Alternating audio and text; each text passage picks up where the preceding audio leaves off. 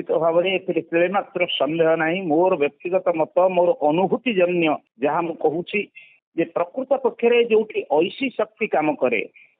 सेठी विज्ञान शक्ति मनुष्यर शक्ति आधुनिकता ये सब किछि नष्ट हो जाए ये सब किछि प्रमाण शून्य हो जाए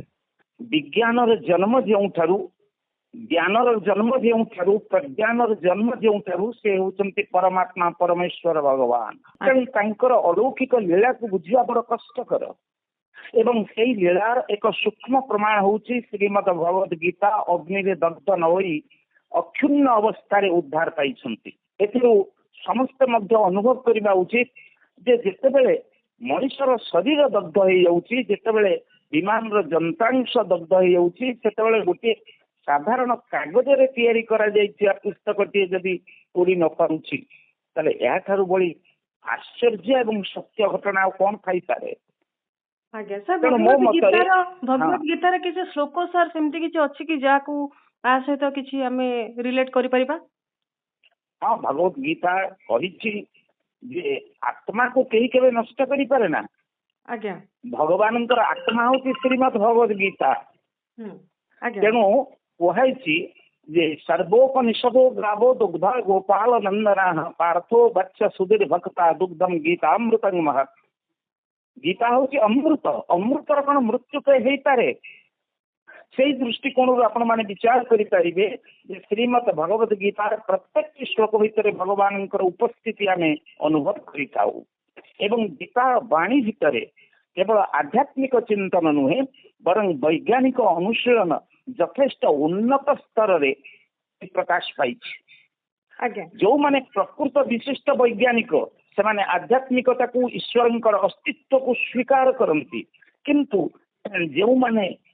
सामान्य टिके विज्ञान विषय जानी था से माने हुए तो निजर प्रतिष्ठा को अधिक गौरवान्वित मन करती जमी धर्म क्षेत्र में अर्जुन और दुर्योधन समस्ते पहुंची थे किंतु अर्जुन मन में आत्मीय लोक देखिकी विषाद जन्मी थिला किंतु दुर्योधन मन में आसी नथिला कारण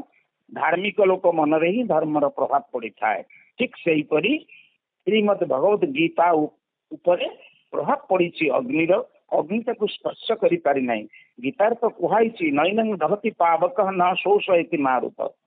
ताको अग्नि पोड़ी पारे नाही कि पवन उड़े पारे नाही न चैनम पेजयन्ति आपो अर्थात जल मध्य आर्द्र करि पारे नाही। तेणु यही अलौकिक भव्य शक्ति संपन्न भगवान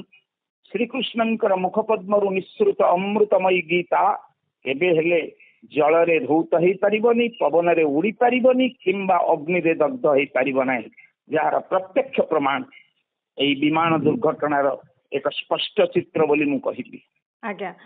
सर बहुत बहुत धन्यवाद जमती कि आपण कहले जेतेबेले सब किछि जळी कि छारकार हे गला मात्र कागज रे किछि बना जाइतबा जो गीता तार किछि भी क्षति हे नाही आज भी ताको अक्षत अवस्था रे अछि एवं ताको मध्य भल भाव रे व्यक्ति चाहिले भी बेसे गीता को पढ़ी पारिबे एवं केउ यात्री से गीता को नै चंती ता मध्य एपर्यंत स्पष्ट हेनी किंतु जहाँ भी हो सबुरे मूल रे से गोटे कथा को आमे स्पष्ट भाव रे कहि परिबा भगवान अछंती गीता अछि धर्म अछि एवं ईश्वरीय शक्ति मध्य अछि।